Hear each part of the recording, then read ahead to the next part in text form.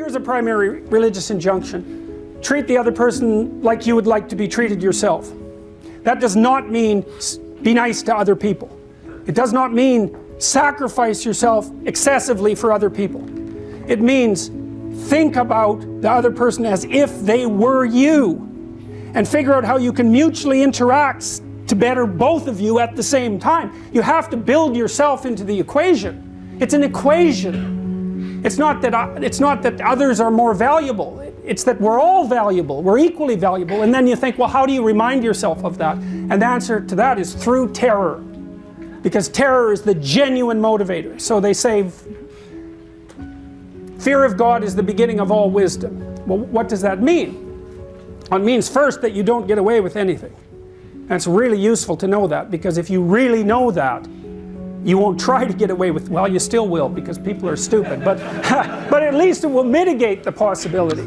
So here I'll tell you something that Jung said. This is quite profound, and it's, I think, the right answer to this question. So Jung believed, he was interested in the emergence of higher morality, something that the developmental psychologist Jean Piaget was also interested in. Piaget thought, we started out as individuals, then we learned to play games with other people, kids, children, learned how to play games with other children, and that made them social. So our society is a game. It's a giant game that we're all playing together voluntarily. And so children first learned how to play the game, and only later did they learn the rules of the game. They learned how to play the game first, and then learned the rules, how to speak the rules.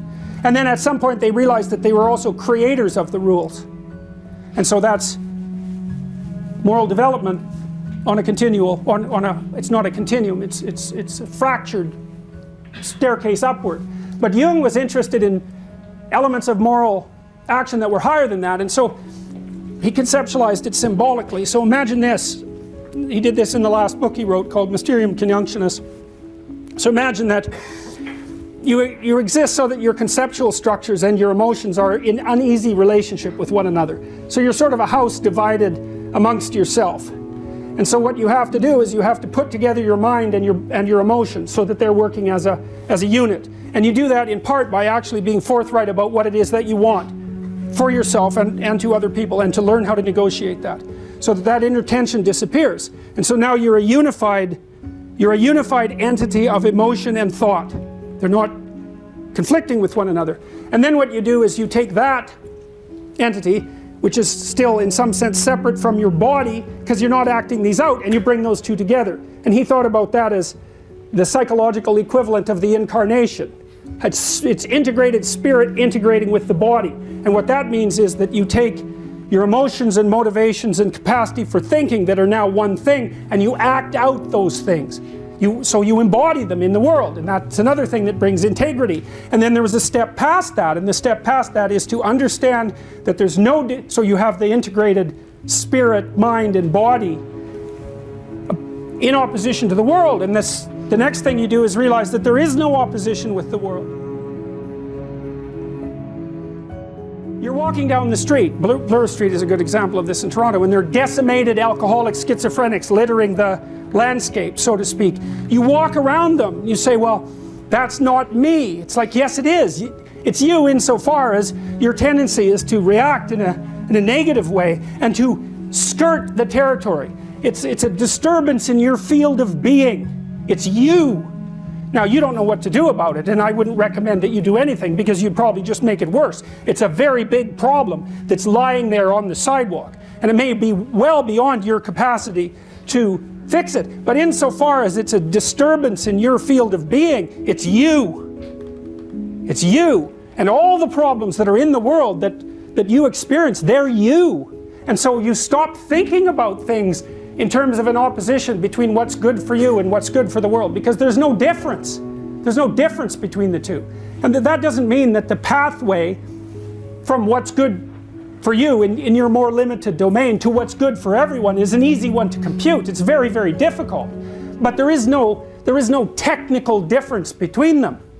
You know, so if I'm engaged in a psychotherapeutic dialogue with my clients, when I'm doing it properly, it's not like they're learning from me. It's that we're learning together, and every time I solve one of their problems or help them solve one of their problems, I help myself solve one of my problems. You know, because people bring into my sessions the terrible things that go wrong with people in life. Their partner has cancer, their father has Alzheimer's, they're suffering with alcoholism, their career is collapsing. Like, these aren't things that are happening to them, these are things that happen to everyone. And to figure out how to solve that for someone is to figure out how to solve it for yourself. There's no difference whatsoever. So then the terror thing emerges when you start to realize that those problems that you don't address, that are maybe magnified by your impulsive and foolishly self-centered and instrumental behavior, you're manipulating the world on behalf of your own narrow interests, those will come back to haunt you. And so it's a terrifying thing to think through. But once you think it through and understand it, then what happens is you're more afraid of acting selfishly than you are willing to do it. You think, oh, no, I'm not doing that. Why? Because I know all hell will break loose if I do that, and I'm not going there. And so the terror element is a huge one. It makes it fortifies your, because you can't just act properly. You don't have the moral fortitude for that. You can aim at the good and run from what's terrible. Then you're motivated. If you look at the most archaic of archetypal heroes, those heroes confront something that represents chaos. It's usually a monster that bears a treasure of some sort, and that's a symbolic representation of the class of all unexplored things, right? Because things that we have not yet explored are threatening and destructive, but also offer us infinite potential. But more elaborated hero stories, let's say, also reverse that and say that, well, there are times when the order has become so corrupt and rigid that free speech fragments it into its parts so that it can rejuvenate itself. And so, I mean, actually in the Gospels, that's the hero that Christ is basically represented as. He's not so much the dragon confronting the dragon slayer who gathers the treasure, although that's implicit in the juxtaposition of Christ with the figure of like a serpentile Satan. But Christ is the thing that stands up against the corrupt state and rejuvenates it through speech. And so, technically speaking, free speech, the logos, is the thing that mediates between chaos and order. And you can think about, this is represented in many cultures, this idea. You can see it most specifically, I would say, in the Taoist conceptualization, because in the Taoist world, being is made out of chaos and order, yin and yang, masculine and feminine. Fundamentally, it's chaos and order. And order is the fact that wherever you go, there are things you understand. And chaos is the fact that wherever you go, there are things you don't understand. And so the idea is that being is made out of the things that you understand and the things that you don't understand. And it's always that way, which is why Tao is the symbol of being per se. And it's the case. Your brain is adapted, in fact. It's partly why it has two hemispheres. For the world that you understand and the world you don't understand. The world you understand, roughly speaking, being handled by the left, and the world you don't understand, roughly speaking, being handled by the right. Well, it's that line down the middle that's Tao. That's meaning. And if you have one foot in chaos and one foot in order, you're maximizing information flow and rejuvenating yourself at the same time that you're maintaining your structure. And you will report on that internally as engagement in the world. It's the most fundamental orienting sense that you have, and it's deeply instantiated neurologically, unbelievably deeply. And so it really is the case, from an evolutionary perspective, that reality is chaos and order. It's that to which you're adapted. Because what you do in psychotherapy, as well, in addition to helping people face the things that they're most afraid of so that they can overcome them, is to allow them to tell someone the truth. What happened to you? I'll listen. So they tell you, and they take themselves apart and put themselves together while they're speaking the truth about what happened. And it puts them together. It's at the two fundamental elements of psychotherapy are, let's find what you're afraid of and avoiding and help you confront it so that you can gather the information that's there. And let's allow you to lay your story out in all of its catastrophe and detail so that you can straighten yourself out through speech. It's exactly what happens in psychotherapy.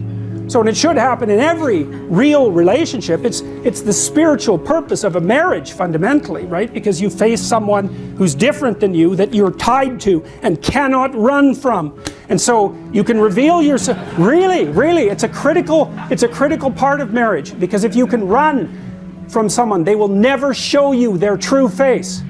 Because if someone shows you their true face, you will run. And so you say in a marriage ceremony, I will allow you to show me your true face and I will not run. And unless you mean that, you'll never be married. You'll never understand what it means. And you'll never reap the benefits of it, which are practical, obviously, but also spiritual and psychological.